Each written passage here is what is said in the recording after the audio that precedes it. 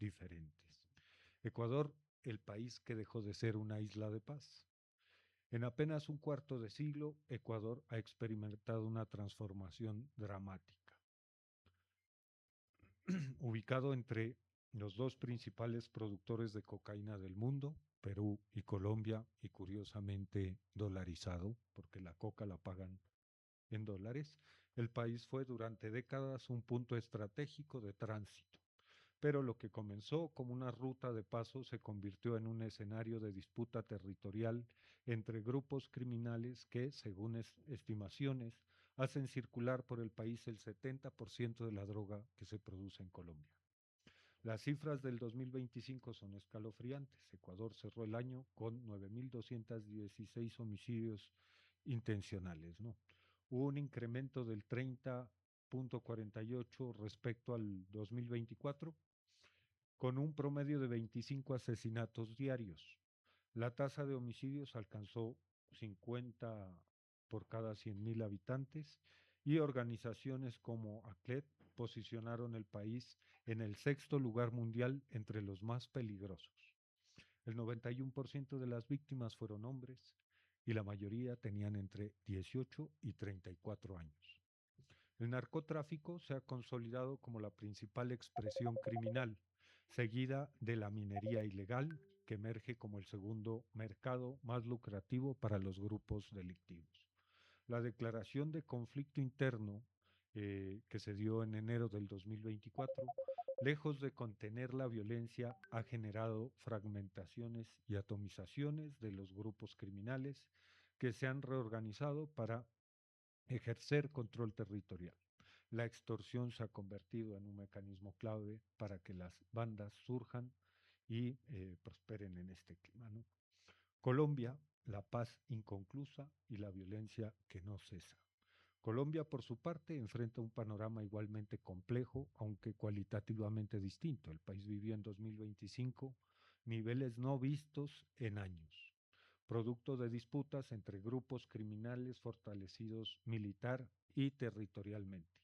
El colapso de la política de paz total del gobierno de Petro, cuyas raíces se hunden en los acuerdos con las FARC del 2016, ha dejado un vacío de poder que han ocupado disidencias de las FARC, lo que queda del ELN y otros actores armados. La crisis del Catatumbo, que fue uno de los casos más fuertes, ¿no? Entre enero y abril del 2025 deja más de 64.700 personas desplazadas, casi 13.000 confinadas y 117 asesinatos. Pero el Catatumbo es solo uno, al menos, de 10 focos violentos que están en departamentos como Nariño, Cauca, Putumayo y Guaviare. Por lo menos de esos 4 tenemos frontera con 2. A diferencia del Ecuador, donde la violencia es relativamente reciente y explosiva, Colombia arrastra décadas de conflicto armado y economías ilegales. Numerosos grupos armados que operan impulsados por el narcotráfico, la minería ilegal y la deforestación. La disputa no es solo por rutas de tránsito, sino por el control de la producción en los enclaves cocaleros. La frontera compartida, el eslabón que conecta dos crisis. La frontera colombo-ecuatoriana es el punto de confluencia de estas dos realidades. Grupos como los comandos de la frontera, disidencias de las FARC extintas, no de la extinta FARC, que mantienen diálogos de paz con el gobierno colombiano aún, han expandido su presencia desde los departamentos de Putumayo, Caquetá y Amazonas hacia las provincias ecuatorianas de Sucumbíos, Orellana y Napo. Con más de 3.000 integrantes en armas, su principal fuente de financiamiento es el narcotráfico. Cobran impuestos a cultivadores de coca, dominan laboratorios de procesamiento y participan en el envío de los cargamentos. En mayo del 2025, este grupo emboscó y asesinó a 11 oficiales ecuatorianos en Alto Punino, en plena Amazonía. La Defensoría del Pueblo colombiana ha advertido que la frontera se ha consolidado como un espacio de repliegue y abastecimiento para los grupos criminales. Las cifras de incautación reflejan la magnitud del problema. Colombia incautó en el 2025 195.800 kilos de coca, frente a 132.300 en el 24. Ecuador, por su parte, reportó la incautación de 214 toneladas de drogas. La complejidad regional, política, aranceles y geopolítica. Lo que hace particularmente complejo a este escenario es la irrupción de factores políticos y geopolíticos que trascienden el fenómeno criminal. En enero del 26, el presidente ecuatoriano Daniel Noboa acusó a Colombia de abandonar la frontera, lo que, según sus palabras, permitió la expansión del narcotráfico. Como respuesta, Quito impuso el arancel de 30% a las importaciones colombianas, desatando una guerra comercial que incluyó la suspensión del suministro de energía eléctrica por parte de Colombia. Esta tensión bilateral, que analistas de Inside Crime califican como una medida que probablemente solo beneficiará a los actores criminales de la región, se inscribe en un contexto más amplio. Ecuador se ha unido al escudo de las Américas y ahora se va a unir Colombia también, que es como un plan patriota territorial, ya definitivamente y continental. Una alianza de 17 países creada por Donald Trump, mientras que Colombia, gobernada por Petro, no ha sido admitida hasta ahora que ya cambio de gobierno. La tensión escaló a tal punto que en el 26 Petro denunció públicamente que Ecuador había bombardeado el territorio colombiano. Este entramado donde las políticas antidrogas, las alianzas geopolíticas y las disputas comerciales se superponen, complejiza cualquier aproximación al problema. Ya no se trata solo de perseguir narcotraficantes, sino de navegar en un tablero donde cada decisión de seguridad tiene implicaciones económicas, diplomáticas y estratégicas. En este panorama, ¿sí?, hemos invitado a nuestros dos ponentes y entonces para ello, para desenmarañar esta complejidad, contamos hoy con el doctor Luis Córdoba Alarcón. Es doctor en Ciencia Política por la Universidad de Salamanca, abogado y magíster en Estudios Internacionales por la Universidad Central.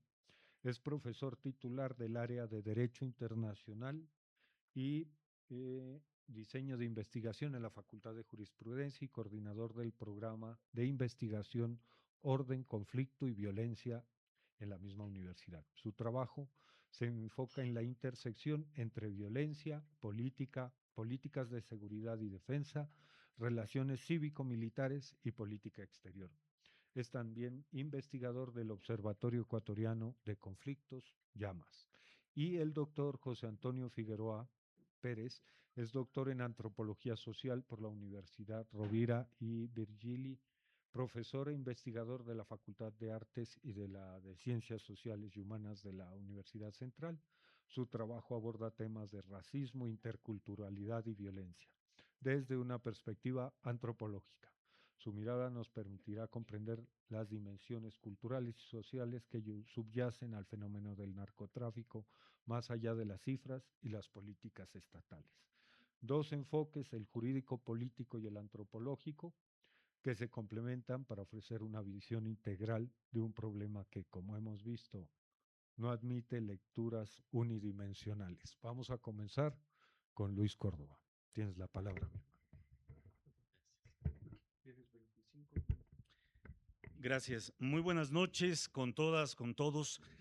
Muy honrado de haber sido invitado para compartir panel con un maravilloso investigador también, con José Antonio, y obviamente compartir en este espacio la Gran Logia Equinoccial del Ecuador. Me parece que es un propicio momento para discutir precisamente uno de los temas más candentes de la coyuntura actual. El tema o la ponencia que quiero yo conversar con ustedes rápidamente la titulé Tiempos turbulentos de Ecuador en el contexto internacional. Y lo que voy a intentar es conversar en torno a tres grandes dinámicas internacionales que nos ayudan a ubicar un contexto de fondo en el que se están desarrollando esto que acaba de hacer mención, lo que parecería ser una pandemia o una epidemia de violencia en torno al narcotráfico y otras economías criminales. Y claro, la pregunta que hermenéuticamente me parece fundamental hacernos es cuáles son los signos de nuestro tiempo. ¿Qué es lo que en el mundo contemporáneo podemos identificar como grandes puntos de disrupción en donde tenemos la obligación de poner sobre la mesa nuestra capacidad de análisis, de reflexión?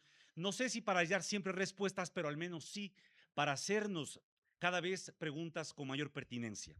Y en torno a ello, entonces, yo lo que voy a hacer es abordar tres dinámicas haciendo una dimensión analítica o una diferenciación analítica de tres dimensiones.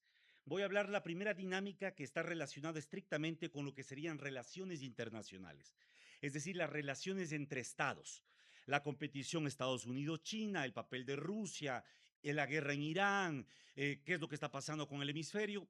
Ese es el abordaje de las relaciones internacionales propiamente dicha. La segunda dinámica voy a hacer, en cambio, énfasis en otra dimensión, que es el de la política mundial.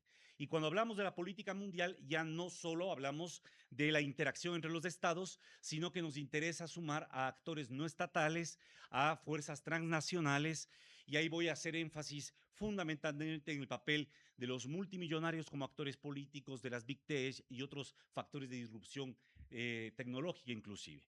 Y la tercera y última que tiene que ver con esto de la gobernanza internacional o la gobernanza global. El papel de los foros internacionales, los organismos y tribunales internacionales y qué es lo que está ocurriendo o hacia dónde nos avecinamos con los elementos que está ya poniendo sobre la mesa el propio Estados Unidos. Entonces, haciendo estas tres grandes diferencias en estas dimensiones, empiezo con la primera. La primera es que evidentemente nosotros estamos viniendo de una gran transición de poder desde Occidente hacia el Asia, hacia lo que podría llamarse Oriente. Y es evidente que desde los años 80, China, pero en general el Asia e inclusive la India, por ejemplo, comienzan a tener cada vez mayor peso en la economía. Y hay algunos elementos que ayudan a entender este clivaje que va produciéndose ya en torno a la segunda década del siglo XXI. Para el 2015, por ejemplo, para el 2015, China por primera vez supera a Estados Unidos en el PIB respecto a la paridad por poder adquisitivo. Que este es un dato muy significativo. Hoy ya China está realmente mucho más adelante de Estados Unidos, 10 años después. Pero en el 2015 se da este clivaje. Y recordemos que veníamos en ese periodo de lo que se conoció como el boom de los commodities para América Latina y para el mundo, que comienza más o menos en torno al 2003 y se extiende en torno al 2013, 2014, cuando producto de esta expansión económica de China, los precios de las materias primas, de donde América Latina es principal exportador, crece rápidamente. El petróleo pasa a tener un valor superior a los 100, 150 dólares del barril. Recordarán. Y esto generó que toda una ola de gobiernos, no solo progresistas o de izquierda, sino inclusive del signo contrario, se beneficien de inmensos recursos económicos en ese periodo, que voy a referirme más adelante. El segundo elemento es que también en el 2015, cuando ya China supera con el PIB a Estados Unidos, China proyecta y presenta lo que se conoció como el Made in China 2025. En el 2015, el primer ministro de China lanza un proyecto a 10 años, en donde establecen como objetivo a 10 años dejar de ser solo la fábrica del mundo, como gran maquila, y convertirse en la pionera de 10 industrias estratégicas, entre ellos la robótica, la neurociencia, los microchips, los microprocesadores, etcétera, etcétera. Bueno, lo extraordinario de este planteamiento es que la innovación tecnológica da sus frutos y precisamente el año anterior hicieron un gran acto de despliegue militar en este gran evento de celebración por la Segunda Guerra Mundial en Pekín, donde celebraron el cumplimiento con éxito de este proyecto, Made in China 2025. Estos elementos evidentemente rompieron este celofán con el que Estados Unidos venía presentándose durante el siglo XXI como la potencia que va a coronar, a liderar, a seguir imponiendo sus reglas de juego. Y este celofán viene rompiéndose desde puertas adentro. Y por eso es que no es casual que precisamente en esa coyuntura y en esa crisis se dé la primera victoria de Donald Trump. Donald Trump llega a ser presidente en el primer periodo en el año 2015, y da un giro en algunos temas significativos. El otro aspecto fundamental es que en esas instancias, en el 2014, Rusia, acordémonos, invade Crimea, se anexa la península de Crimea, sin que la OTAN ni ninguno de los otros actores frene esta posibilidad. En el 2022 se reitera la acción y termina Rusia invadiendo Ucrania. Y desde entonces estamos en la guerra que ya ha superado en tiempo a la Segunda Guerra Mundial. Pero ¿qué es lo que les genera mayor escozor a las propias élites militares de Occidente y especialmente de Estados Unidos? Que cuando se da la invasión a Crimea, ya el Pentágono alerta a la Casa Blanca que la industria de defensa de los Estados Unidos estaba por el suelo y que si se mantuviese un conflicto directo con Rusia, no tendría Estados Unidos capacidad de producir suficientes municiones y misiles para abastecer una guerra real. A pesar de las alertas, no se tomaron en serio reindustrializar la industria de defensa en Estados Unidos.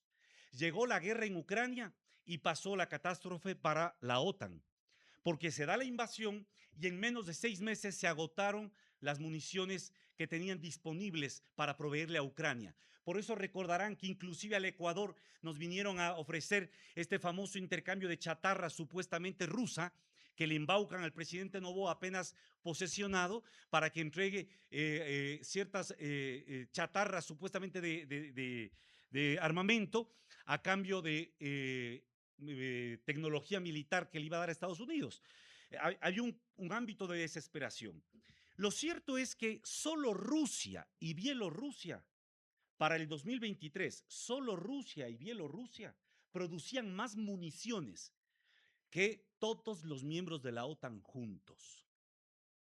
Es tan seria la situación y tan crítica para aquel entonces que el número de ingenieros, cuántos ingenieros se forman per cápita en Rusia para el 2023, superaba al número de ingenieros per cápita en Estados Unidos. Entonces, esto es muy significativo para lo que estamos viendo hoy por hoy. Ahora, con la segunda administración de Donald Trump y con todo esta crítica circunstancia que han tenido que atravesar puertas adentro, la primera cuestión que encuentran como dilema es cómo reindustrializar su país. Por eso la desesperada búsqueda de imponer barreras arancelarias para reconfigurar las relaciones comerciales con el resto de países. Por ello también la necesaria búsqueda de restablecer una zona de influencia en todo el hemisferio, porque ya no hablan de América Latina, hablan del hemisferio occidental, que va desde Groenlandia, Canadá, hasta Chile. Y estos datos que estoy mencionándoles son datos que son revelados por informes incluso de oficiales del propio gobierno de Estados Unidos. Esto nos lleva, y cierro con esto, esta primera dinámica, a lo que sobre todo un autor norteamericano, Graham Allison, acuñó como la famosa trampa de Tucídides. Y él, a partir de esta idea del historiador griego de Tucídides, estudia que en 16 transiciones hegemónicas, de las 16 que se han dado en la historia, 13 han terminado en guerras, en confrontaciones, y solo 3 se han resuelto pacíficamente. Entonces, claro, el dilema que enfrentaban para cuando él publica esto, que fue en torno al 2020 más o menos, era si es que Estados Unidos está dispuesto a ir a una confrontación directa con China o van a tratar de equilibrar una estabilidad estratégica. Pero el problema no es realmente, desde mi percepción, la trampa de Tucídides. El desafío mayor que hoy enfrenta Estados Unidos es lo que José Luis Villacañas denomina la trampa de Hegel, en alusión al filósofo alemán. Porque Hegel señalaba que un país o una potencia puede ser hegemónica globalmente solo una vez en su historia. Y que cuando en la historia las potencias poshegemónicas han intentado mantener esa constancia, lo que han terminado es dinamitando puertas adentro, todas las bases intrínsecas de su poder y generando grandes problemas de descomposición orgánica de estos estados. Creo que es ese el signo de lo que hoy atraviesa Estados Unidos y por ello lo peligroso de la deriva neoreaccionaria que ha asumido el gobierno de Donald Trump con estas serie de decisiones que, para decir la última, acaba de hacer una conferencia internacional contra el terrorismo político para proclamar a las organizaciones de izquierda como los nuevos enemigos internos para todo el hemisferio occidental. La pregunta entonces de fondo aquí es que mientras China está apostando a un proyecto de la Eurasia e instrumentalizando a Rusia, usando también la coyuntura de Irán para constituir realmente un eje geoestratégico, pero como Eurasia, Estados Unidos desde la época de Obama le apuesta a la región del Asia-Pacífico, a mirar todavía desde una posibilidad de influencia desde el Asia-Pacífico. Estas convergencias, perdón, estas contradicciones de proyectos geoestratégicos también se plantean en términos de modelos de gobierno o de gobernanza internacional. Y entonces, China, ¿hasta qué punto realmente puede ser un modelo de gobierno exportable a otros países de Occidente, incluso a países latinoamericanos? Es una de las preguntas centrales de esta primera dinámica. La segunda a la que me quiero referir, ya en torno a la política mundial, es sobre el papel que han adquirido los multimillonarios como actores de la política internacional. Cierto es que siempre gente que ha tenido poder económico ha influido en la política. Esto no es nuevo. Pero a lo que ahora asistimos es a la capacidad que tienen ciertos actores individualmente, gracias a grandes empresarios o trusts económicos, financieros, tecnológicos, para incidir de manera gravitacional en las decisiones de política exterior de las grandes potencias. En el caso de Estados Unidos, el ejemplo más elocuente es el caso de Elon Musk, el famoso dueño de Tesla, pero dueño también de SpaceX, una empresa que la constituye para hacerse cargo, para casi tercerizar el desarrollo de la carrera espacial a través de la NASA. Y es precisamente Donald Trump en su primera administración en el 2015 cuando impulsa una ley para autorizar la inversión privada y la participación mixta en el desarrollo de la carrera espacial, lo que apuntala a Tesla y al proyecto estrella, de SpaceX, que es el famoso proyecto Starlink. ¿Qué es Starlink de Elon Musk? Es el proyecto de crear un ecosistema de satélites de Internet. Hasta el momento, Starlink, a través de estas empresas con apoyo de la NASA, ha logrado ya ubicar 5.400 satélites de Internet en la órbita geoestacionaria y apunta a llegar a 42.000 satélites de Internet. ¿Por qué es tan importante esto? Porque, como todos deben conocer, el Internet, los datos de Internet fluyen a través del 95% a través de cables submarinos de fibra óptica y el 5% restante fluyen a través de satélites de Internet. Bueno, el que tiene hoy por hoy prácticamente el monopolio de los satélites de Internet es Elon Musk. Esta capacidad de influencia, gracias a la cual Ucrania puede luchar con Rusia, porque el único que puede proveerle Internet para que en cualquier espacio, aunque no haya electricidad, tenga Internet, es precisamente esta empresa. Esta capacidad ha sido tan importante que demuestra la capacidad de influencia que ha logrado Elon Musk sobre el Estado federal de los Estados Unidos y específicamente sobre el movimiento de Donald Trump. Recordemos que Donald Trump fue expulsado de Twitter. ¿Y qué hizo Elon Musk? En el 2022 compró Twitter por $44.000 millones. Después, él mismo financió con $250 millones la campaña de la segunda presidencia de Donald Trump y Donald Trump le pagó nombrándole secretario de Estado en un nuevo departamento de eficiencia gubernamental en la que estuvo durante un buen tiempo hasta apalancar nuevamente sus negocios. Hoy, ¿en qué está Elon Musk? En primer lugar, Elon Musk ha logrado ya tener autorización para crear la primera ciudad de SpaceX en Texas, una ciudad para que solo vivan los funcionarios de su empresa, cuyo alcalde va a ser el director de seguridad de la empresa. Lo que introduce un nuevo modelo de las Big Tech, de cómo quieren ellos mirar y pensar, incluso la gobernanza tecnológica dentro de Estados Unidos. Y la segunda cosa fundamental es que Tesla acaba de sacar sus acciones a bolsa y por eso ahora ya es el primer trillonario, porque apunta a construir el primer ejército de robots al servicio del Pentágono. Y aquí es importante unir el segundo hecho. El papel de las Big Tech y fundamentalmente de los mentalizadores y fundadores de Palantir, Peter Thiel y Alexander Karp. En primer lugar, hay un documento fundamental que da muestra de la visión teórica, conceptual con la que están trabajando quienes están hoy capitaneando la innovación tecnológica desde Estados Unidos. Peter Thiel publicó en el 2005, él es doctor en filosofía, por cierto, publicó en el 2005, después de un seminario de filosofía en Harvard, un documento, un artículo que se llama El momento straussiano, en donde da cuenta de cuál es la visión que hasta hoy sigue siendo el norte estratégico de gran parte de estos magnates de la Big Tech. Y lo que plantean fundamentalmente son dos cosas. Ha fracasado el gran compromiso de Norteamérica de lograr realmente liderar un proyecto a nivel mundial. Y para retomarlo, dice, necesitan volver a fusionar, a vincular el desarrollo tecnológico con el gobierno federal. Esto después su socio, Alexander Karp, lo escribe a través de un libro que se llama La República Tecnológica, que es mucho más reciente, donde ellos hablan claramente de cómo ir hacia un estado de supervigilancia, porque es la única forma de garantizar el liderazgo del modelo de Occidente y de la civilización occidental. Y por ello ellos dicen, Palantir tiene que ser el modelo a seguir de los sistemas de supervigilancia y de inteligencia a nivel mundial. Y es eso lo que están construyendo. Pero en este marco hay dos datos que son importantísimos considerar.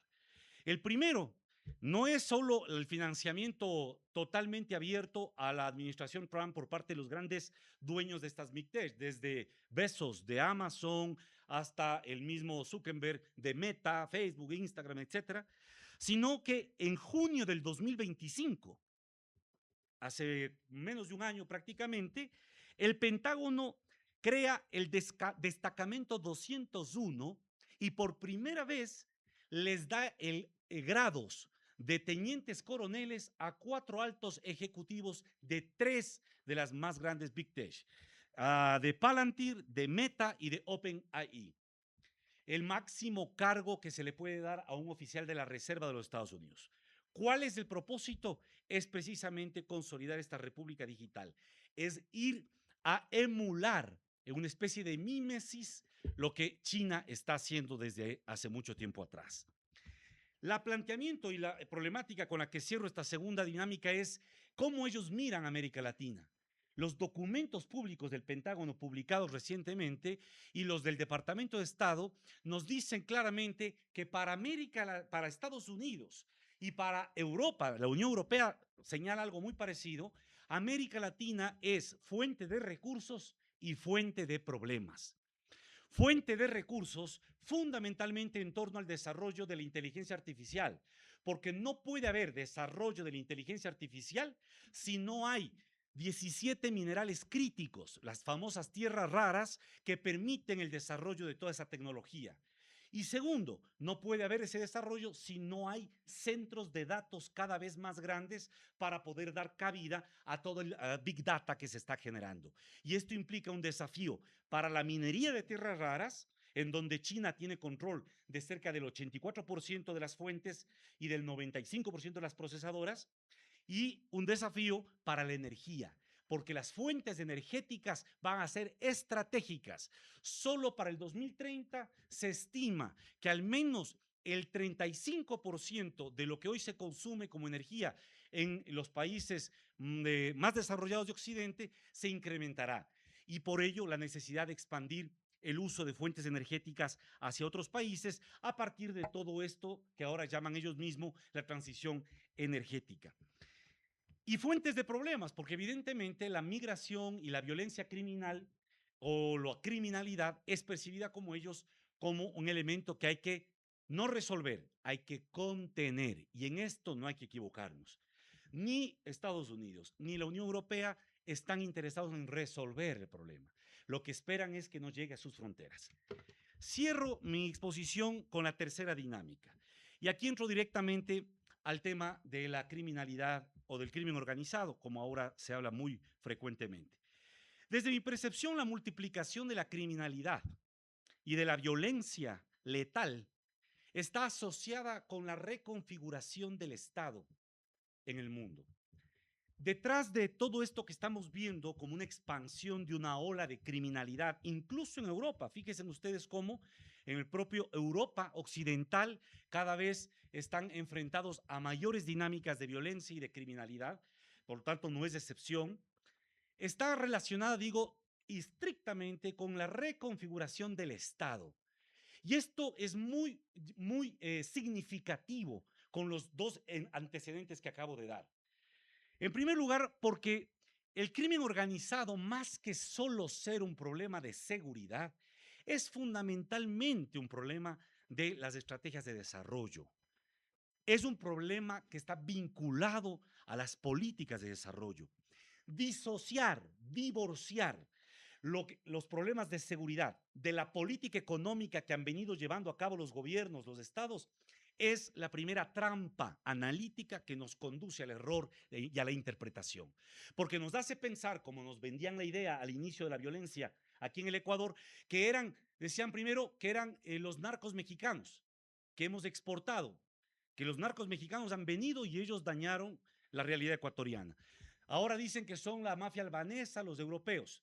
Es decir, esta concepción de que el crimen organizado viene siempre desde afuera es probablemente la teoría más vieja con la que se comenzó a justificar el crimen organizado en el propio Chicago, cuando ellos culparon a los italianos y a los irlandeses de ser los primeros encargados en dañar a sus juventudes con el consumo de alcohol y después con el consumo de las drogas.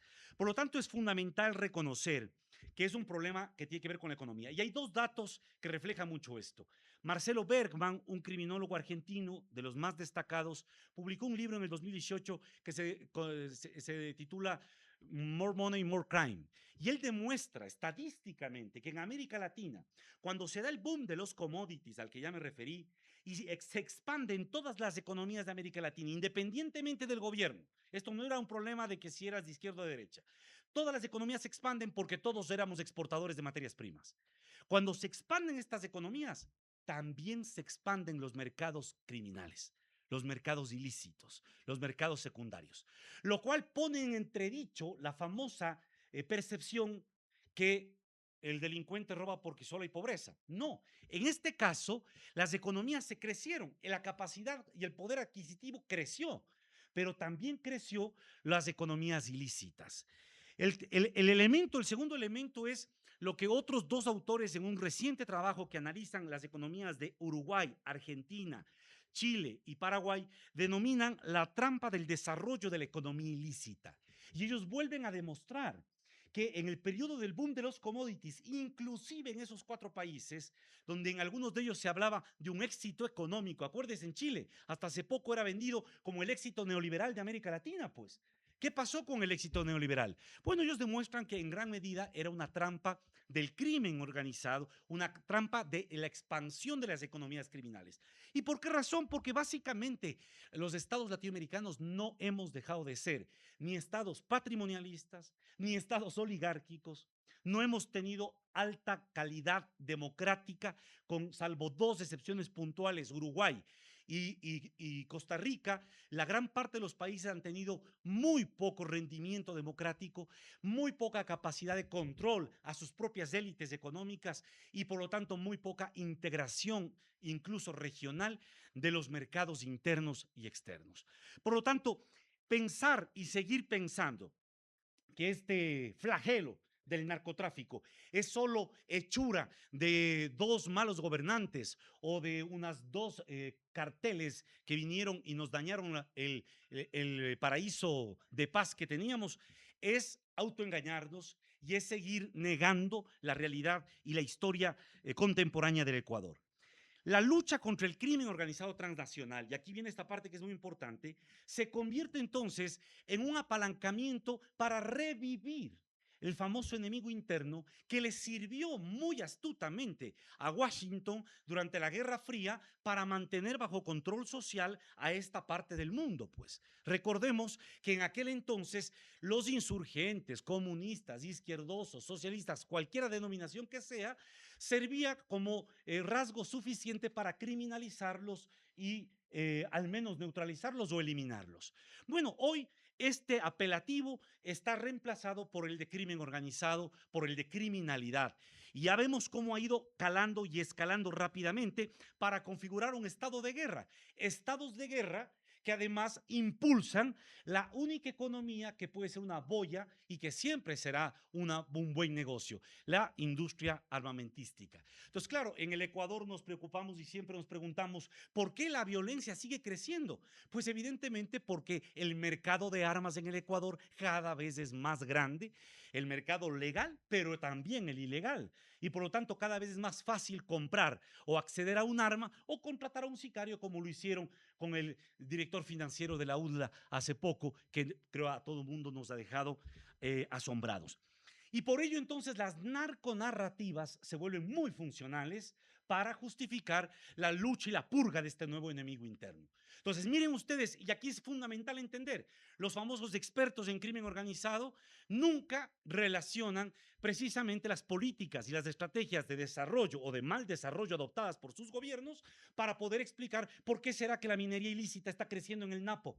¿Por qué será que hay tantos mineros ilegales? ¿Qué será que se les dañó algún chip en la cabeza? No, es evidente que hay un abandono histórico en provincias en donde evidentemente hoy la mano de obra se usa precisamente en economías ilícitas muy rentables. Por lo tanto, me parece que es fundamental deconstruir y reconstruir una opción analítica frente a lo que ya 50 años hemos visto como guerra contra las drogas. Doy el último dato, y es que hay intereses creados en torno a esto. Las agencias federales de los Estados Unidos, específicamente la DEA, específicamente el INL, y hoy el Comando Sur, que ha estado ya incluso desde la época de Reagan, que fue la primera vez que el gobierno de los Estados Unidos militarizó la guerra contra las drogas, han estado muy interesados en mantener precisamente esta guerra, como a través de su gramática de éxito, que es cuánta droga decomiso y a cuántos líderes de las bandas les detengo. Y entonces, claro, puede seguirse muriendo la gente y convirtiendo los países en gigantescos cementerios, mientras ellos digan, hemos roto récord en decomiso de cocaína, hemos roto récord en captura de líderes criminales. El negocio radica precisamente en que estas agencias, a partir de esta gramática de éxito, justifican mantener presupuestos cada vez mayores frente al Congreso de los Estados Unidos, a costa de lo que estamos viviendo. Pero ¿qué es lo que queda invisibilizado? Y cierro con esto. Lo que queda invisibilizado y lo que deberíamos discutir es precisamente por qué, a pesar de 50 años de fracasada guerra contra las drogas, no discutimos aún la ruptura de este régimen internacional prohibicionista de drogas. Porque es ahí donde nace el problema. ¿Quién puede decidir lo que es lícito o ilícito? Son los gobiernos, son los estados a través de sus legislaturas. Y la prohibición del consumo de ciertos estupefacientes es lo que genera la grandísima economía en torno al narcotráfico. Por ahí dejo para preguntarnos finalmente, el Ecuador en torno a estas tres dinámicas tiene muchas cosas por abordar y afrontar. Solo espero haber dejado a breve rasgo un panorama general. Gracias. Sí. Bueno, Luis, creo que has dado un panorama lo suficientemente fuerte como para, creo que contextualizar un poco lo que voy a plantear.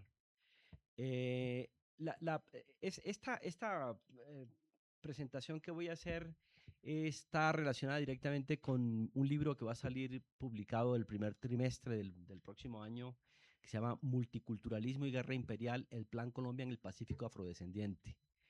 El, eh, en, este, en esta investigación, que es una investigación que ya me ha tomado bastantes años, lo que estoy tratando de mostrar es cómo el Plan Colombia realmente se puede definir como un dispositivo de dominación regional. No es solamente un tema de Colombia, sino que cada vez, digamos, puede constatarse que tiene una gran significación a nivel regional, y para el caso del Ecuador tiene una significancia absolutamente indiscutible, y está directamente vinculada con, primero, un asunto, Luis, ahí vamos empezando a cruzarnos, un asunto que se llama la revolución en asuntos militares, y por otro lado con todo un proceso de transformación estructural de la guerra que es el proceso de privatización de la guerra. Es decir, estamos en un momento muy interesante, por lo menos del lado occidental, de parte de los Estados Unidos. Este caso de privatización de la guerra transforma enormemente ciertos patrones clásicos del tema de la guerra, y también está vinculado para nuestra región con un proceso de explícito de reprimarización económica, que además de reprimarización tiene un carácter racializado. Es decir, si nos damos cuenta, por ejemplo, cuáles fueron los principales escenarios en los que se desarrolla el Plan Colombia, son regiones altamente racializadas. Ahora, el pequeño problema que tenemos es que la racialización para América Latina va en extensión. Ya no es solamente para los indígenas y los negros, sino que todos somos hoy sujetos racializados. Digamos, el Plan Colombia en gran medida lo que nos convierte entonces es como una región de una intervención radical extractivista, como lo acabas de plantear, Luis. Vale la pena lo siguiente: tras el fin de la Guerra Fría, estamos hablando después de la caída de la Unión Soviética, en los Estados Unidos se venía discutiendo la posibilidad de, bueno, bajar ya las inversiones militares o, por el contrario, plantear una doctrina de espectro de dominación global. Y esta doctrina fue la que terminó triunfando. Entonces, se exigió realmente aumentar las inversiones del Producto Interno Bruto en el campo de la seguridad y la defensa, sobre todo enfocado en temas de doctrina, tecnología y privatización, buscando entonces lo que se denominó en documentos como Visión 2020, lo que se denominó la teoría de dominio de espectro total. Entonces realmente los Estados Unidos dijeron, se cayó ya la Unión Soviética, tenemos realmente la posibilidad en este momento de convertirnos en la única fuerza hegemónica en términos militares, y el Plan Colombia entonces tiene que ser entendido realmente como una de las primeras grandes expresiones de lo que es esta transformación posterior a la Guerra Fría. Es importante tomar en cuenta que el Plan Colombia y todos los efectos posteriores están directamente vinculados con grandes transnacionales armamentistas que están manejando cifras absolutamente escandalosas en términos a diferentes niveles. Aquí es importante mencionar, por ejemplo, DynCorp, que ha sido importantísima en todo el proceso de las fumigaciones, que está directamente vinculada, por ejemplo, con Monsanto. Está Lockheed Martin, que es otra empresa tremendamente importante, la Northrop Grumman, Raytheon. Hay una serie de empresas que a través de contratistas privados han cumplido una guerra, decían, un papel fundamental dentro de este proceso de expansión de este nuevo tipo de guerra. En relación incluso con lo que acabas de plantear, Luis, creo que es importante también ver que el Plan Colombia y todos los efectos sucedáneos del Plan Colombia tienen que ver básicamente con dos grandes doctrinas que se desarrollan en los Estados Unidos. Por una parte, la doctrina que se denomina la teoría de la securitización y lo que se llama la lucha en la fuente. Es decir, que la guerra no se deposita al interior de los países consumidores, sino fundamentalmente de los países productores. Y todo esto se desarrolla de una forma muy fuerte después de los ataques del 11 de septiembre, donde el narcotráfico y el terrorismo se fundieron, y eso impactó en el Plan Colombia, sobre todo en la parte de lo que se llama el Plan Patriota, que hizo que apareciera entonces el Plan Colombia directamente dirigido hacia lo que se llama una lucha contra el narcoterrorismo. Bien, vamos a ver un minuto. En términos de financiamiento, es importante tomar en cuenta que el Plan Colombia costó entre el 2000 y el 2016 entre 140 y 150 mil millones de dólares. ¿Sí? Normal. Se habla con mucha frecuencia en las fuentes lo que los Estados Unidos pusieron. Se habla de los famosos 10 mil millones de dólares que colocaron los Estados Unidos, y normalmente se deja de lado los 130 mil millones que colocó Colombia en el contexto entre el 2000 y el 2016. Y esto forma parte efectivamente de la misma penumbra de la guerra. Es decir, pensar que el Plan Colombia es un tema colaborativo cuando en realidad fue un mecanismo de extracción al que voy a ir haciendo referencia. De los 130.000 millones de dólares que metió Colombia, estos fueron directamente a las corporaciones transnacionales armamentistas, y los 10.000 millones de dólares que colocó los Estados Unidos también fueron a esas transnacionales armamentistas, además atravesadas por una serie de escándalos de corrupción, aparatos que no funcionaban, barcos que no aviones que no funcionaban, repuestos que no funcionaban. Entonces hubo todo un mecanismo muy fuerte de corrupción, de hecho, de eso. Y también, digamos, toda la difusión a través del primer gran paquete hizo que todo este dinero, estos 140.000 millones de dólares, todos se quedaran realmente en los Estados Unidos. Bien, entonces vale la pena primero tomar en cuenta que la guerra en sí se constituye en un mecanismo de exacción. Y esto es tremendamente importante porque significa que el concepto de guerra manejado, digamos, entendido como el monopolio del uso de la fuerza por parte del Estado, se transforma en el momento en el que ese monopolio del uso de la fuerza se le entrega a compañías privadas. Es importante tomar en consideración que en América, digamos, este es un proceso largo. Empieza con lo que se llama la Paz de Westfalia, que justamente coincide con el mismo momento en el que empieza a pensarse sobre la creación de los estados nacionales. Entonces hay una correlación directa entre la posibilidad de crear un estado nacional y lo que sería que ese estado nacional sea el que administre la guerra. Sin embargo, esto no fue de manera automática. Este fue un proceso que se vino consolidando hasta el siglo XIX y siglo XX, pero también con grandes disputas y grandes contrariedades. Y de hecho, en Colombia, el proceso de entrega del monopolio del uso de la fuerza hacia el Estado ha estado atravesado por grandes conflictividades. Hay grandes investigaciones, por ejemplo, que en el caso de Colombia muestran cómo tradicionalmente directorios del Partido Conservador o director del Partido Liberal dominaron a la policía o dominaron al ejército. Incluso el tema del paramilitarismo, es decir, el uso privatizado de la fuerza, en el caso de Colombia tiene una larga tradición. Lo que sucedió a través del Plan Colombia en el año 2000, a partir de 1999, es que directamente el proceso de privatización de la guerra impulsado de los Estados Unidos entonces se convierte en una práctica interna dentro de un país que además venía con una gran cantidad de problemas vinculados con el manejo específico de la guerra a nivel interno.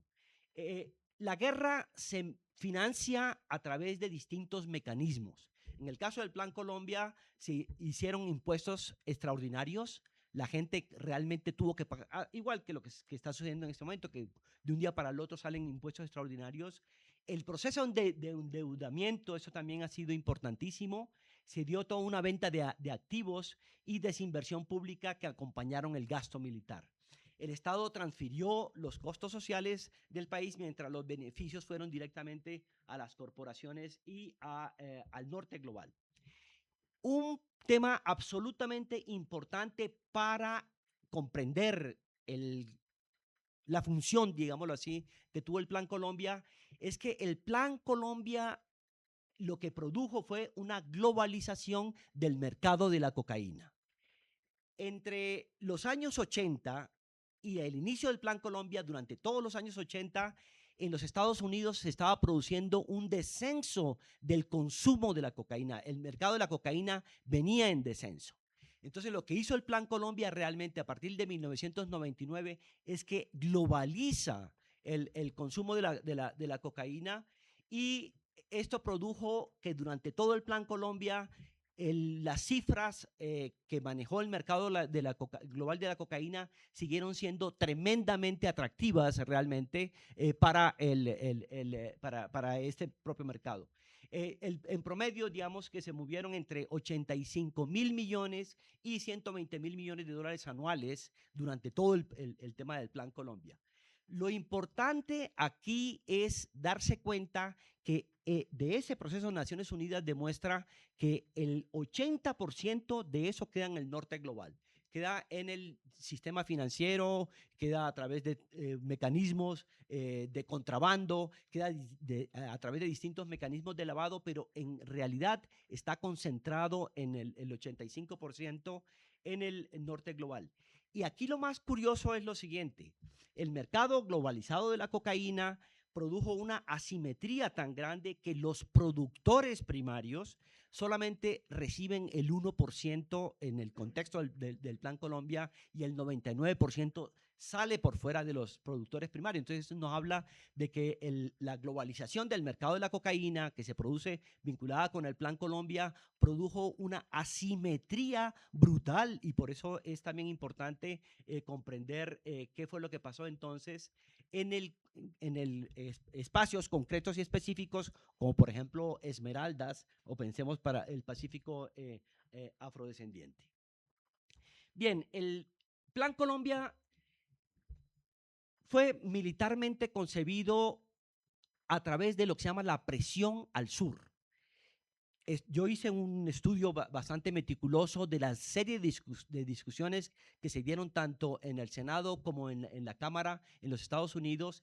Y en Estados Unidos se sabía que realmente la producción mayor de la coca estaba distribuida en todo el país. Estaba tanto en el norte como en el sur. En el sur, sin embargo, estaban ubicadas las FARC. Incluso para los años, finales de los años 90, inicios del siglo XXI, se hablaba incluso de la posibilidad de que Colombia se rompiera. ¿Qué fue lo que hizo el Plan Colombia? Puso entonces una presión hacia el sur y se dejó totalmente de lado el norte, en el cual había por lo demás un importante control por parte del paramilitarismo. Esta presión hacia el sur fue entonces lo que fue modificando en términos demográficos y de movilización, fue generando el aparecimiento del valor estratégico que empezó a ocupar el Pacífico afrodescendiente, Tumaco, Buenaventura, y empieza a ocupar un lugar importantísimo también Esmeraldas. Ahí entonces es importante lo siguiente: el Tumaco, que para el 2000 era un municipio afrodescendiente que no tenía ninguna producción, empieza estamos hablando de la frontera, aquí al frente del Ecuador. Tumaco, a raíz de esta presión hacia el sur, empieza entonces a ocupar el lugar primario, el principal lugar en el proceso de producción de la cocaína. Y en el caso de Buenaventura, que es el otro puerto del Pacífico que es absolutamente importante de comparar con lo que está sucediendo con Ecuador. En Buenaventura hubo un proceso de rediseño de la industria de puertos, de toda la construcción de infraestructura de puertos, encaminada hacia la entrada de productos procesados provenientes del norte global, y también los puertos se encargan fundamentalmente de la salida de la cocaína.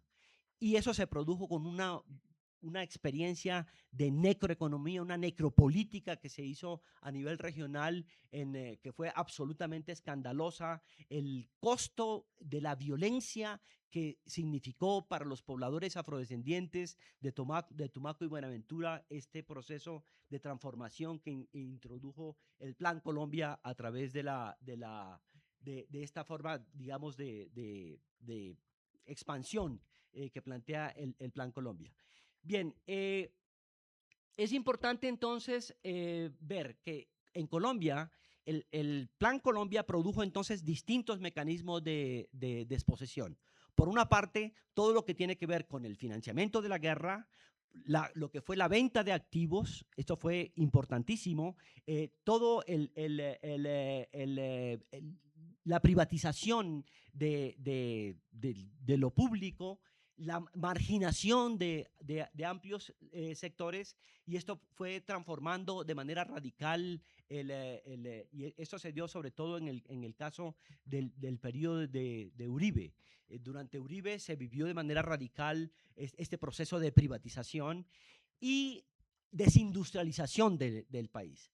Entonces, el Plan Colombia debe ser entendido como un proyecto que está directamente articulado con estas transformaciones que Luis nos ha planteado, que lo que busca entonces es, por una parte, la imposición de un nuevo modelo global de dominio de guerra, impulsado por estas transnacionales privatizadas, y por otro lado, el tema de la reprimarización de producción legal o de producción ilegal, y eso es lo que plantea uno de las incertidumbres más grandes con respecto al futuro que tenemos por delante.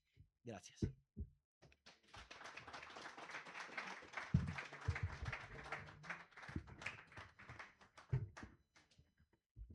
Bueno, a ver, en este momento vamos a dar una ronda de preguntas que haya, ¿sí?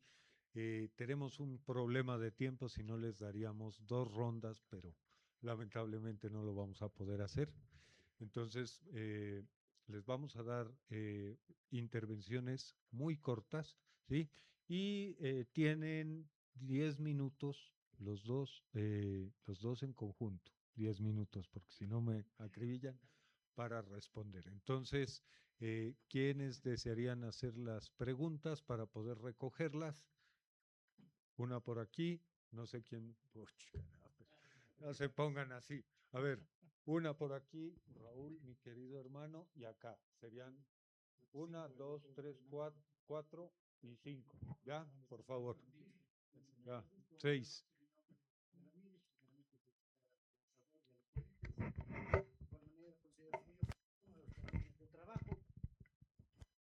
Perdón.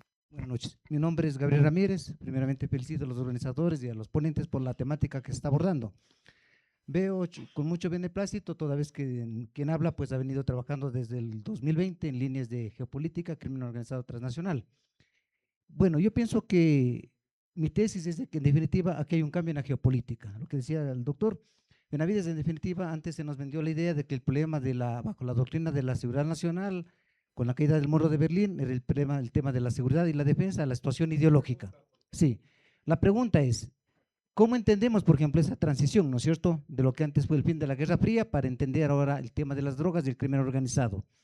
El otro tema que siempre se deja suelto es, ¿por qué no se aborda, por ejemplo, el aporte de la economía ilegal o del crimen organizado, doctor Benavides? Porque a nivel global, por ejemplo, el aporte está cuantificado en 800.000 millones de dólares. En el caso de Ecuador, alrededor de un 7 o un 8% del PIB. Entonces, ¿por qué no hablamos de los aportes de la economía ilegal en el Ecuador? Gracias.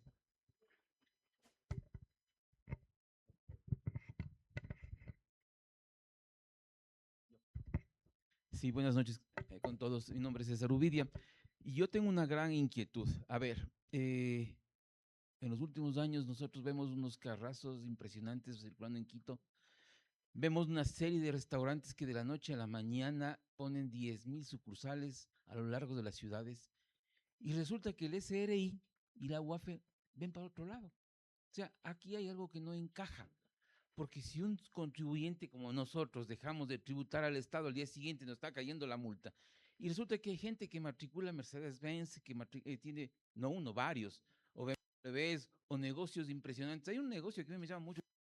Hay un negocio de sándwiches de pollo que vale $1, y venden, y hay sucursales por todo Quito. Es raro, ¿no? Y tienen empleados. ¿Cómo subsisten vendiendo un sándwich a $1 pagando empleados y tienen hasta una serie de furgones que reparten los sándwiches? Rarísimo. Gracias. Buenas noches, Raúl Ocaña. Una pregunta para mi querido hermano Luis.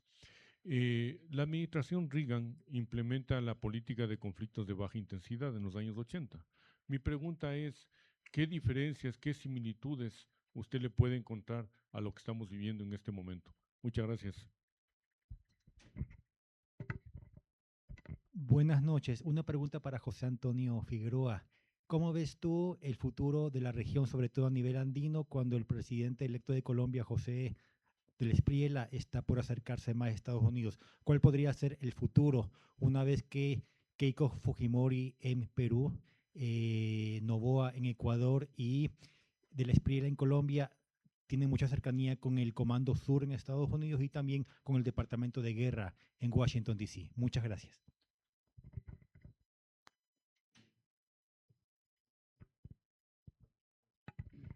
Buenas noches con todos. La pregunta básica es, ¿cuál es la afectación que existe ahora con la narcopolítica? Cada vez se va normalizando más y se va haciendo como una especie de moda esto de las narco babies y esto de cada vez se va normalizando más dentro de la sociedad este tipo de actitudes. Entonces, ¿cuál serían las iniciativas que se deberían dar para cambiar justamente esta forma de pensar que nace desde la sociedad, desde la familia, núcleo de la sociedad? Gracias.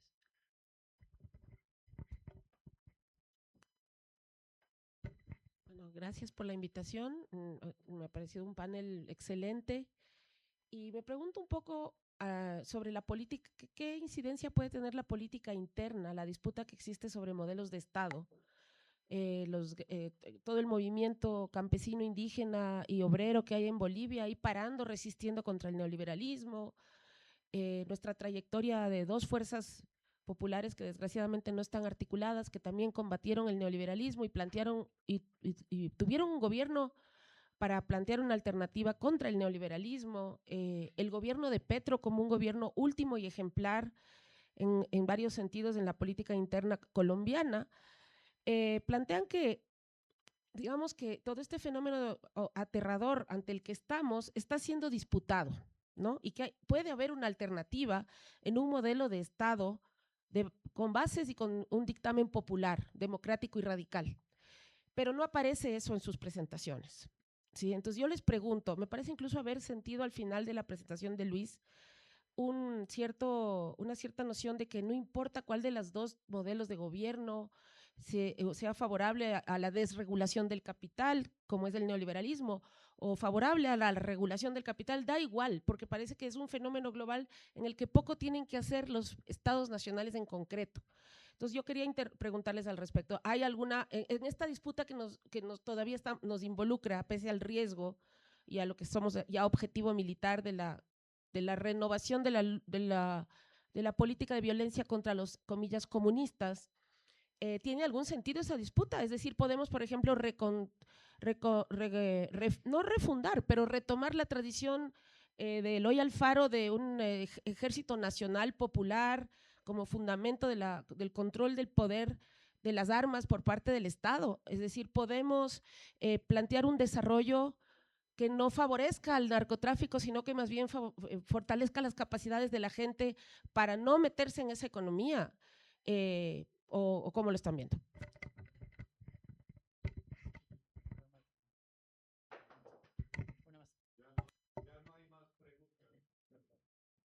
Gracias. Para el doctor José Antonio, ¿cuál va a ser la perspectiva ahorita en la parte de fronteriza, ¿no? ¿Cuál va a ser el papel, la función y cómo lo ve con este nuevo giro a la derecha de los dos países? O sea, porque había una resistencia con Petro y de alguna otra manera había la vigilancia de las AON acá abajo, y ahora ¿cómo se va a reconfigurar? Esa es mi pregunta.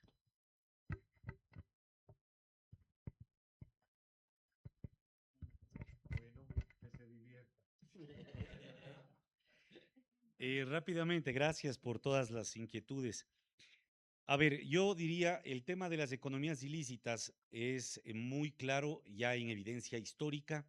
Desde Estados Unidos, la configuración de los estados modernos tienen, entre otras fuentes, a las economías que fueron en su momento ilegalizadas, criminalizadas para constituirse. Repito, desde Estados Unidos hay un trabajo de Peter Andreas sobre el estado contrabandista que muestra cómo la economía de Estados Unidos se configura en torno al contrabando en distintos momentos, hasta la propia China o el propio Ecuador. Entonces, lo primero que yo diría es, hay un mito que hemos nosotros alimentado de pensar que las economías lícitas siempre son las únicas que han sostenido la formación de la matriz económica de un país. Eso me parece que es muy poco sostenible a la luz de la evidencia ecuatoriana y comparada. Si es que es así, entonces es obvio que las economías criminales o las economías ilícitas operan siempre gracias a la connivencia, a la protección, a la participación de agentes estatales. Y entonces ahí se explica por qué se hacen de la vista gorda ante ciertos negocios y ante otros negocios no. Ahí se explica por qué, a pesar de que hay muchos alcaldes que tienen multiplicados sus patrimonios, no todos ellos son los que están hoy procesados, sino solo aquellos que no se doblegan al poder de turno. Y entonces yo creo que esto es muy importante entender. Acuérdense lo de las masacres en las cárceles. Cuando empezó esta gran masacre que se dio en el 21 de febrero en febrero del 2021, que se dio en 3 cárceles al mismo tiempo, el mismo día, ¿cuál fue el discurso que comenzaron a decirnos? Son enfrentamientos entre pandillas, que un día se despierta un grupo de pandilleros, saca las metralletas debajo del colchón y comienza a matarles a los otros. Bueno, ¿qué se ha demostrado con el paso del tiempo? Que si no hubiese complicidad desde los directores de las cárceles, desde los policías y militares que están en los circuitos de seguridad, no podría ingresar ni municiones, ni armas, ni ningún tipo de explosivo. Por lo tanto, es una violencia regulada. Es una violencia regulada por actores que conniven dentro del Estado. La otra cosa que me parece importante es sobre esto de el conflicto de baja intensidad que me planteaba. Y yo creo que hay 3 cosas que diferenciar para también no sobredimensionar a veces el diagnóstico. La una es que dentro de Estados Unidos, desde los años 70, el Departamento de Defensa, hoy Departamento de Guerra, el Pentágono, tiene tal nivel de autonomía que ha logrado desarrollar su propia agenda de intereses casi de manera muy autónoma frente a las agendas gubernamentales federales. Entonces, en ese sentido, hay varias hojas de ruta que han ido barajando desde el Pentágono para poder continuar tanto bajo la línea que manifestaba, por ejemplo, José Antonio, o bajo lo que ahora el propio Pentágono ha introducido desde el 2015 más o menos, que es el concepto de guerra irregular. Después de los asaltos en la guerra de Irak y después de la resistencia de Hezbollah a Israel en la primera guerra de Líbano, se comenzó a desarrollar el concepto de guerra híbrida, guerra simétrica, o sea, la guerra de 4 manzanas que denominan los Estados Unidos, la idea de que ya la guerra no es una guerra en un campo de batalla entre ejércitos regulares, sino que ahora la guerra es contra todos, contra la ciudadanía, que se requiere de otro tipo de herramientas. Y ese concepto se ha mutado en guerra irregular. Hoy por hoy, esa es la doctrina que vienen desarrollando y esa es la forma como están conceptualizando, incluso en el plan de seguridad integral que acaba de presentar el propio gobierno del Ecuador. Ellos están manejándose con esa misma brújula. Pero digo, hay que diferenciar, una cosa es del deseo, una cosa es lo que ellos quisieran y otra muy diferente es lo que las coyunturas políticas, las correlaciones de fuerza locales realmente les permiten hacer. Y ahí creo que hay una distancia importante que considerar. No está dada ni dichos los elementos. Y cierro con esto último que nos planteaba sobre el tema de qué alternativa se puede plantear. Yo creo que ahí hay 2 cosas fundamentales. La primera es que no hemos discutido y ni tampoco se ha abordado mucho la dimensión subjetiva de esto de la guerra contra las drogas. Si uno observa el papel de un alias Fito, de un alias Norero, ¿qué diferencia al alias Fito, al alias Norero, del perfil del hombre capitalismo neoliberal? Sí, en ambos está la figura de que necesitamos ser exitosos, ricos, millonarios, buenas casas, o sea, lo que está pasando es que la reproducción subjetiva que logró instaurar precisamente esta era neoliberal, la idea de que la única forma de salvación que tenemos como seres humanos es ser exitosos emprendedores, lo han encontrado también a nivel del narcotráfico. Entonces está reproduciendo esto. Y frente a eso, la pregunta que hay que hacernos es, si queremos una alternativa, ¿qué proyecto de sociedad, ¿Qué proyecto de Estado les está ofreciendo futuros individuales, expectativas de futuro individual a los jóvenes, niños, niñas y adolescentes de este país o de cualquier país? Si la deserción escolar no solo es porque no quieren ir a la escuela, es porque hoy hace más fácil una comparación un joven viéndole a alguien que se va a estudiar 6, 7 años de médico, pero que está desempleado, versus el que se mete a YouTuber y puede sobrevivir, aunque sea de YouTuber. Entonces, pensará dos veces qué funcionalidad le está dando un sistema educativo en una sociedad donde el único paradigma de éxito es tener recursos, ¿no es cierto? Por lo tanto, yo creo que es fundamental plantearnos que hay una derrota ideológica de por medio a la cual no se está dando respuesta, y esa derrota ideológica ha permitido más fácilmente la consolidación de estos nuevos regímenes de ultraderecha que van a gabelar y a cabalgar sobre la idea de una guerra cultural también. Dejo ahí. A mí me gustaría tratar de hacer una conexión entre las distintas preguntas, formulando, Luis, a ver cómo te parece, que entre el periodo del Plan Colombia propiamente dicho y el periodo actual hay un pequeño cambio, un importante cambio, diría. Y el cambio no es la existencia del proyecto, porque en realidad si uno mira entre la administración Biden y la administración Trump luego, en realidad había una serie de disputas internas, pero lo que creo que se visibiliza en el contexto contemporáneo es el aparecimiento de otra fuerza global que realmente sí se convierte en un gran adversario para el dominio, la posibilidad del dominio de la hegemonía norteamericana, que es específicamente el tema de los BRICS, ¿cierto? Es decir, los BRICS aparecen entonces como realmente quienes controlan la mayoría de la economía global, y los Estados Unidos se dan cuenta de eso. Entonces, digamos, y esa es la transformación que me parece a mí importante. ¿Y eso qué es lo que produce? Un cambio en el etos político como se venía expresando la hegemonía norteamericana.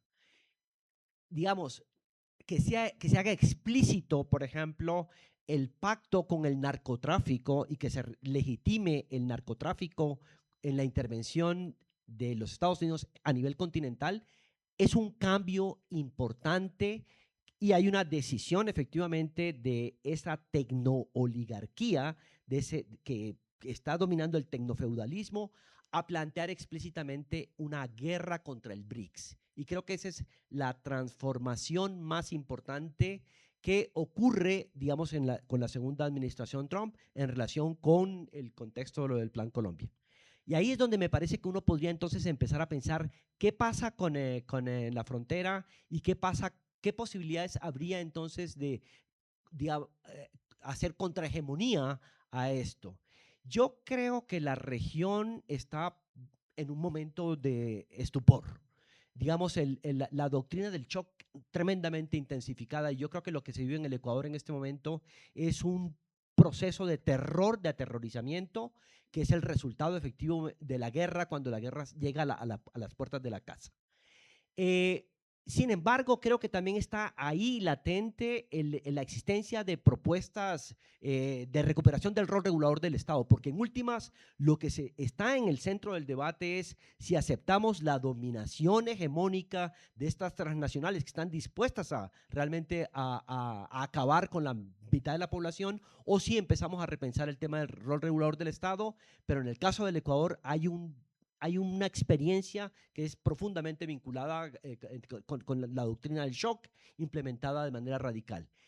En el caso de Colombia, creo yo que estamos en un escenario en el cual la firma de los acuerdos de paz con las FARC permitieron que la sociedad política apareciera nuevamente en el escenario, y estamos hablando de que más del 50% realmente de la población de Colombia apuesta hacia la recuperación del rol regulador del Estado. Sin embargo, dado el carácter explícito de la guerra y de los vínculos, además con el capitalismo lumpen, haciendo realmente los contactos con la parte, digamos, que produce, una parte que produce ganancias financieras, pero que está vinculada con el proceso de desindustrialización que hizo los Estados Unidos, porque Estados Unidos se desindustrializó y prefirió realmente meterse hacia el lado especulativo. El narcotráfico juega un papel importantísimo dentro de esa apuesta. Entonces, aquí lo que nos encontramos es que los territorios de frontera van a experimentar en los próximos meses una profundización radical de la violencia por la forma explícita como se está metiendo en últimas este hegemón, cómo se está construyendo. Pero también está, y creo yo que hay que estar muy atento con Colombia, ese llamado permanente a la posibilidad de la institucionalización, de la movilización política, de que la gente se reconstruya, porque también es cierto que este lado lumpen, porque es un capitalismo lumpen el que no ha tenido el Estado, no ha tenido el control del gobierno en los últimos años. Incluso hubo unos golpes importantísimos a sectores militares por parte del propio Petro, que sacó a altos oficiales que estaban vinculados con ese proceso de corrupción del narcocapitalismo. Entonces es un escenario en disputa, sin duda que es un escenario en tremenda disputa. Y lo que creo yo que realmente tenemos que tratar de avisorar es recuperar el sentido de la política nuevamente, es tratar de salir de ese estado de shock para ver si efectivamente entonces empiezan a visibilizarse nuevamente estas posibilidades de resistencia. Pero a nivel geopolítico, la confrontación yo sí la veo muy compleja, pero curiosamente uno puede decir, en gran medida, lo que pueda pasar acá está directamente vinculado con lo que está pasando en Irán, porque estamos en un momento de globalización total y absoluta. Entonces, por ahí yo creo que ahí son muchísimos elementos los que entrarían un poco en juego para ver cuál es el futuro inmediato que nos llega. Eso. Bueno, ahora me toca cerrar y sintetizar esto en 2 minutos. Bueno, en primer lugar agradecerles a Luis y a José Antonio por las exposiciones. En efecto, estamos en un quiebre de la hegemonía y un momento de transición altamente complejo. Creo que los vínculos a nivel de los actores que hay de narcotráfico y política a nivel regional ya son un modelo que vamos a padecer y a vivir los años que vienen, y efectivamente vamos a ver si es Tucídides o es Hegel el que va a definir esto a nivel de las potencias, porque no estamos claros de por dónde nos vamos a mover como región en son de si el modelo chino termina siendo una alternativa. Porque ese modelo chino, en el primer lugar donde no va a cuajar es en Estados Unidos, y es muy complejo lo que está ocurriendo con su implosión. Por otro lado, es muy claro que el Plan Patriota, con la experiencia que fue de meter 500,000 efectivos en toda Colombia a operar únicamente desde la perspectiva militar, no funcionó. Funcionó llevando y bajando las tensiones en algunas partes, empujó a las FARC a firmar un acuerdo, pero lo que se ha demostrado hoy con el paso del tiempo es que la salida militar únicamente sin inversión social, sin educación, sin salud, sin en qué se vinculen los jóvenes, va a ser lo mismo que está pasando aquí con Durán y con otra serie de regiones esmeraldas, donde la presión militar efectivamente los saca a los actores un momento, pero esto sin una perspectiva de desarrollo y de recuperación del tejido social en el mediano y largo plazo no va a resultar. Es un problema global. Nosotros seguimos poniendo los muertos mientras se sigue el comercio allá, y definitivamente requiere una política distinta.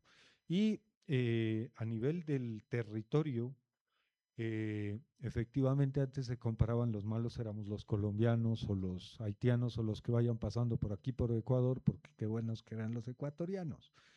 Pero sencillamente este no es sí, efectivamente, igual que los haitianos, los colombianos y todos. Y lo cierto es que mientras se siga impulsando la pobreza en cualquiera de los países, estos sectores van a seguir ganando porque ellos invierten, que era algo que mencionaban por aquí, todo el dinero que se invierte desde estos sectores donde no llega el Estado es lo que genera una legitimidad social que solo se combate llevando Estado, no solo militarmente, sino con las otras instituciones. Entonces, pues perdonarán que haya sido tan patojo el resumen, pero ya tengo que cerrar. Les agradecemos muchísimo, muchísimas gracias a todos los que están en línea y nos vemos en el próximo conversatorio. Buenas noches. Les vamos a ofrecer ahorita un brindis, vamos a hacer el cierre y los invitamos en este momento. Muchas gracias.